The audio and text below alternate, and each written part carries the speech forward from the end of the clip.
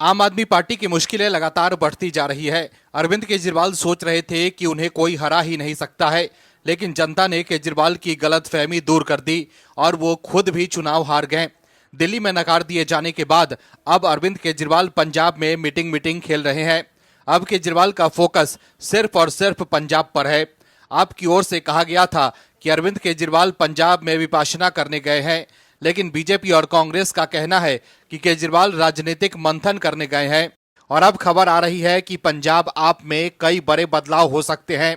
जानकारी के अनुसार 10 दिन की मेडिटेशन के बाद अरविंद केजरीवाल अमृतसर पहुंचे हैं। मीडिया रिपोर्ट्स के मुताबिक केजरीवाल यहां 2 दिन रहेंगे और विधायकों के साथ बैठक करेंगे। इसके बाद सोमवार को वो लुधियाना जाएंगे। दर्शकों, जिस तरह से पंजाब में किसानों ने आपके खिलाफ मोर्चा खोल दिया था, उससे अरविंद केजरीवाल की चिंता जरूर बढ़ गई होगी। अरविंद केजरीवाल तो किसानों के समर्थन में खड़े थे, लेकिन सवाल है कि अब आप क्यों बदल गई है। अचानक सीएम मान ने क्यों यू टर्न ले लिया है। सवाल है कि क्यों मान किसानों के साथ मीटिंग बीच में ही छोड़कर चले गए। आगे इस वीडियो में और भी खबरों के बारे में बताएंगे आपको डिटेल में, तो बने रहिए हमारे साथ अंत तक और देखिए हमारी ये खास रिपोर्ट। मोदी सरकार लगातार देश हित में फैसले लेती जा रही है। मोदी सरकार के आने के बाद से देश रॉकेट की रफ्तार से आगे बढ़ रहा है। पूरी दुनिया में भारत का डंका बज रहा है। देश के लोग भी मोदी सरकार के साथ खड़े हैं। लोकसभा चुनाव के बाद हरियाणा, महाराष्ट्र और दिल्ली में जबरदस्त जीत के बाद ये साफ है कि देश में बीजेपी की लहर है। लेकिन कुछ लोग अपना सियासी एजेंडा चला रहे हैं, लेकिन इसमें भी वो नाकाम साबित हो रहे हैं। लेकिन वो तो सियासी रोटियां सेक रहे हैं। दर्शकों, जैसा कि आपको पता ही है कि बिहार में चुनाव आने वाले हैं। समझने वाली बात यह है कि राकेश टिकैत जैसे लोगों ने कभी भी किसानों और देश का फायदा तो किया नहीं।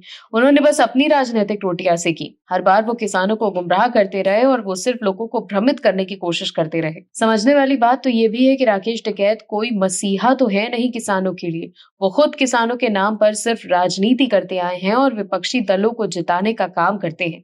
यानी कि इस तरह से सिर्फ बीजेपी को घेरने का काम करते हैं टिकैत। आपको याद होगा कि दिल्ली चुनाव से पहले भी राकेश टिकैत गए थे दिल्ली के कथित मालिक और आम आदमी पार्टी संयोजक केजरीवाल से मिलने, वो भी रात के अंधेरे में। समझने की जरूरत यह है कि केजरीवाल ने सत्ता लोभ में लोगों को छला है और वो हमेशा से ही यही करते आए हैं। वो सत्ता के लोगों को छलते हैं, तो वहीं टिकैत भी वैसे ही है। वो भी लगातार बीजेपी के खिलाफ बोलते रहते हैं। जहां भी चुनाव होता है टिकैत वहां पहुंच जाते हैं। लेकिन कुछ समय से टिकैत समझ गए हैं कि उनके बहकावे में लोग अब नहीं आने वाले और बीजेपी के वो खिलाफ वोट नहीं करेंगे। ऐसे में वो अब बैकफुट पर आ गए हैं। लेकिन एक बार फिर से उन्होंने ये दिखा दिया है कि कैसे वो सिर्फ राजनीतिक एजेंडा चलाते हैं। दर्शकों, दिल्ली के बाद अब बिहार में चुनाव होना है, लेकिन उससे पहले टिकैत फिर से एक्टिव हो गए हैं। चुनाव से पहले भी टिकैत ने 3 जनवरी को अरविंद केजरीवाल से मुलाकात की थी, लेकिन दिल्ली में जिन सीटों पर किसानों की अच्छी खासी संख्या है, वहां आम आदमी पार्टी का सूपड़ा साफ हो गया था।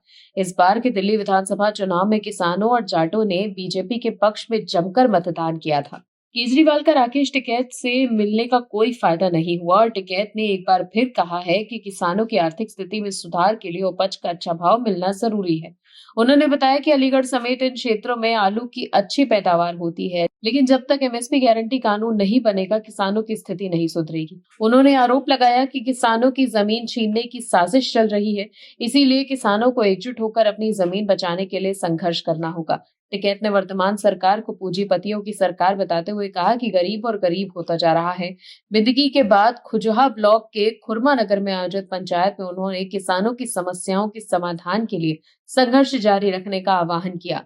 टिकैत ने कहा कि बीजेपी सरकार में किसानों की आय दोगुनी होने की बात तो दूर का कर्ज तक दोगुना हो गया। दर्शकों, राकेश टिकैत क्यों सिर्फ बीजेपी पर ही निशाना साधते हैं? दूसरे राज्य में भी किसान हैं, वहां की राज्य सरकार के खिलाफ आंदोलन क्यों नहीं करते? लेकिन टिकैत सिर्फ बीजेपी पर ही निशाना साधते हैं और विपक्ष के साथ गलबहिया करते हैं। दर्शकों, समझने वाली बात तो ये है कि राकेश टिकैत ने सिर्फ सत्ता के मोह में किसानों को छला है और खुद किसानों को हाईवे पर बिठाकर वो नेताओं के घर घूमते रहे। दिल्ली की सत्ता से बाहर होने के बाद अरविंद केजरीवाल पंजाब को लेकर काफी एक्टिव नजर आ रहे हैं, लेकिन दिल्ली में हार के बाद अब पंजाब में भी आपके लिए सब कुछ ठीक नहीं है। जिस तरह से पंजाब में आपकी सियासी जमीन दरकती दिख रही है, उससे अरविंद केजरीवाल काफी चिंतित नजर आ रहे हैं। दर्शकों, हाल ही में हुए दिल्ली विधानसभा चुनाव में आम आदमी पार्टी को 22 सीटें मिली, लेकिन उनकी हार इसलिए बड़ी और अपमानजनक हो गई क्योंकि आपके मुखिया अरविंद केजरीवाल अपनी सीट नहीं बचा सके। अरविंद केजरीवाल के साथ आपके लगभग सभी दिग्गज हार गए, जिसके बाद सभी को लगा कि आप अपनी हार की समीक्षा करेगी। लेकिन परिणाम के बाद हुआ क्या? तो दर्शकों, हुआ ये कि आपके मुखिया अरविंद केजरीवाल सिर्फ पंजाब के नेताओं से मिले चंद मिनटों के लिए और उसके बाद कोप भवन में चले गए, जिसके बाद अटकलें ये लगने लगी कि अब आपके मुखिया अरविंद केजरीवाल दिल्ली की नहीं पंजाब की राजनीति करेंगे। और अब लोग कह रहे हैं कि विपाशना तो बहाना है, अरविंद केजरीवाल वहां राजनीतिक मंथन के लिए गए हैं। दर्शकों, जैसा कि आपको पता ही है कि दिल्ली विधानसभा में मिली करारी हार के बाद आम आदमी पार्टी के प्रमुख अरविंद केजरीवाल पंजाब पर फोकस कर रहे हैं। खबर के मुताबिक अब अरविंद केजरीवाल और पत्नी सुनीता केजरीवाल की 10 दिन की विपाशना समाप्त हो गई है। इसके बाद वो होशियारपुर के आनंदगढ़ में धम्मध्वज विपासना योग केंद्र से सीधा अमृतसर पहुंचे। खबर के मुताबिक अरविंद केजरीवाल अमृतसर में विधायक और पूर्व मंत्री डॉक्टर इंद्रबीर सिंह निज्जर के घर पहुंचे। इसके बाद रविवार को वो अमृतसर में विधायकों के साथ बैठक करने वाले हैं। वहीं पंजाब के सीएम भगवंत मान भी अमृतसर जल्द पहुंचने वाले हैं। इसके अलावा 18 मार्च को लुधियाना में अरविंद केजरीवाल और सीएम मान एक रैली को संबोधित करेंगे। अरविंद केजरीवाल के होशियारपुर पहुंचने को लेकर उनकी सुरक्षा काफिले का वीडियो सामने आने के बाद विपक्षी नेताओं ने उन पर जमकर निशाना साधा था। दर्शकों, आप पंजाब में पार्टी की पकड़ मजबूत बनाने की रणनीति पर काम कर रही है। हालांकि आपके नेताओं ने इन अटकलों को खारिज करते हुए विपक्षी नेताओं द्वारा फैलाई जा रही अफवाहें बताया। लेकिन खबर के मुताबिक सूत्रों का कहना है कि अरविंद केजरीवाल पंजाब में पार्टी नेताओं से मुलाकात कर रहे हैं और 2027 के चुनाव के लिए रणनीति बना रहे हैं, ताकि दिल्ली में जो हुआ वो पंजाब में न हो सके। एक मीडिया रिपोर्ट के मुताबिक आम आदमी पार्टी के अंदरूनी सूत्रों का मानना है कि पार्टी में बड़े बदलाव हो सकते हैं। अरविंद केजरीवाल सीनियर नेताओं और रणनीतिकारों के साथ लंबी बैठकें कर रहे हैं। माना जा रहा है कि जल्द ही संगठन में फेरबदल का ऐलान हो सकता है। 2022 में मिली भारी जीत जैसी लहर के बिना 2027 का पंजाब विधानसभा चुनाव लड़ना होगा, इसलिए पार्टी नई रणनीति बना रही है। राजनीतिक विश्लेषकों का कहना है कि पार्टी से दूर हुए या पद से हटाए गए आप विधायकों को वापस लाया जा सकता है। इससे पार्टी में टूट को रोका जा सकेगा। खबर के मुताबिक आप सरकार जो साफ सुथरे और भ्रष्टाचार मुक्त शासन के वादे के साथ सत्ता में आई थी, 300 यूनिट मुफ्त बिजली जैसी मुफ्त की चीजें देने के अलावा अपने वादों को पूरा करने में काफी हद तक विफल रही है। हो सकता है कि अब नेतृत्व असंतोष सदस्यों के साथ फिर से जुड़कर नुकसान की भरपाई करने का प्रयास करे। वहीं दिल्ली में हार के बाद अरविंद केजरीवाल की सबसे बड़ी चिंता ये है कि पंजाब में किसानों ने भी आप सरकार के खिलाफ मोर्चा खोल दिया है। हालात अब किसान और आप सरकार के बीच टकराव के स्तर पर पहुंच गई है। आम आदमी पार्टी ने किसान आंदोलन को केंद्र की मोदी सरकार के खिलाफ इस्तेमाल किया, मगर अब इन्हीं किसानों ने पंजाब में आपके खिलाफ मोर्चा खोल दिया है। वहीं सीएम मान का कहना है कि किसानों ने पंजाब को धरने वाला राज्य बना दिया है। वो किसान नेताओं की मीटिंग को बीच में ही छोड़कर चले गए थे। सवाल है कि अरविंद केजरीवाल जो किसानों के हितैषी बनते थे, लेकिन सीएम मान अब क्यों अलग रुख अपना रहे हैं? किसानों का कहना है कि मान अब बदल गए हैं। वहीं अब अरविंद केजरीवाल भी पंजाब में आप नेताओं से मिल रहे हैं। ऐसे में देखना होगा कि केजरीवाल क्या फैसला लेते हैं। कांग्रेस लगातार राहुल गांधी को लॉन्च करने की कोशिश कर रही है, लेकिन उनकी सियासी लॉन्चिंग नहीं हो पा रही।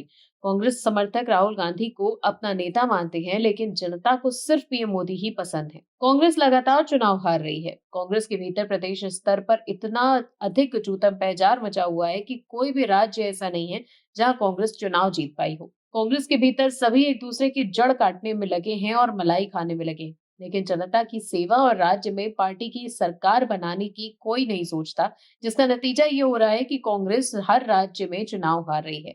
फिर चाहे लोकसभा हो या विधानसभा या फिर निकाय चुनाव, कांग्रेस हार ही रही है। कांग्रेस लगातार जिस तरह से चुनाव हार रही है, उसको देखकर तो ऐसा लगता है कि जनता का भरोसा कांग्रेस से पूरी तरह से उठ चुका है।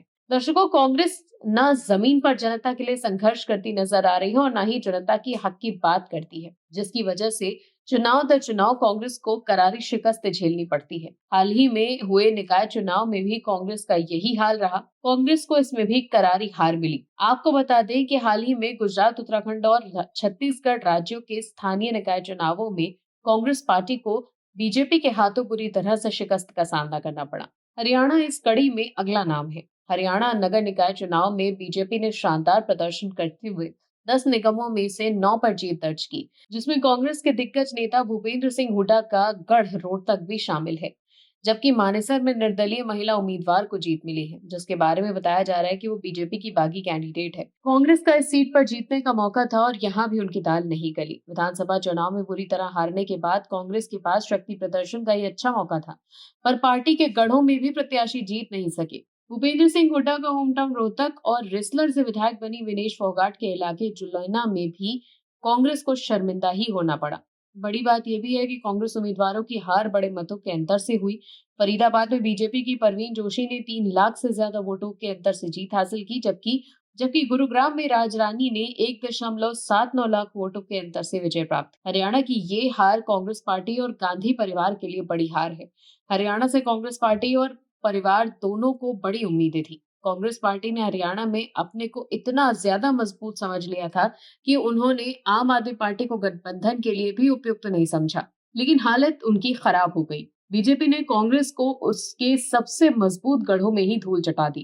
कांग्रेस के सभी किसानों के लिए या आम आदमी की कठिनाइयों को लेकर धरना प्रदर्शन तो दूर, अखबारों में विज्ञप्ति देते हुए भी नहीं दिखे। इस तरीके से पार्टी राज्य में नेत्रविहीन, दिशाविहीन हो चुकी थी। सरकार एक तरफ बीजेपी का चुनाव प्रचार करने के लिए हरियाणा के मुख्यमंत्री ही नहीं, दिल्ली की मुख्यमंत्री भी जमीन पर उतर गई थी, पर कांग्रेस की ओर से हुड्डा जैसे चेहरे भी नदारद रहे। ऐसे में प्रत्याशियों का मनोबल पहले ही कमजोर हो गया था। प्रदेश के मुख्यमंत्री नायब सिंह सैनी की लोकप्रियता भी इसका एक बड़ा कारण है। निकाय चुनावों में बीजेपी को मिले व्यापक समर्थन का, लेकिन सवाल उठ रहा है कि राहुल गांधी क्या कर रहे थे। राहुल गांधी बीजेपी को तो हराना चाहते हैं, लेकिन उनकी कोई भी रणनीति कांग्रेस के लिए काम नहीं आती और अब बीजेपी राहुल गांधी को असफल नेता कह रही है। दर्शकों, इस वक्त देश में जो माहौल है उससे ऐसा लग रहा है कि 2029 के आम चुनाव में कांग्रेस 99 से 50 पे नीचे ना आ जाए और फिर नेता विपक्ष की कुर्सी भी राहुल के हाथ से न चली जाए। Bureau report, OMH news. आप दर्शकों से विनम्र निवेदन है कि चैनल को सब्सक्राइब जरूर करें